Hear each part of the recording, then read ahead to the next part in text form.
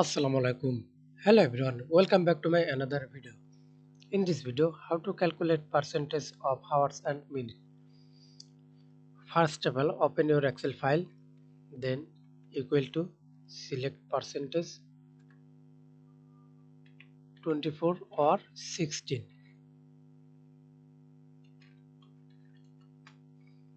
24. Then enter.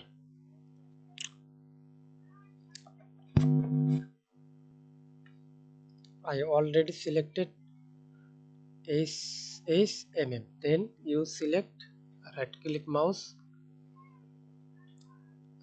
or Control Shift F. Select number, customs, select as then OK. Double click autofill. Thanks for watching video. Please subscribe to my channel, like, comment, share. Thank you.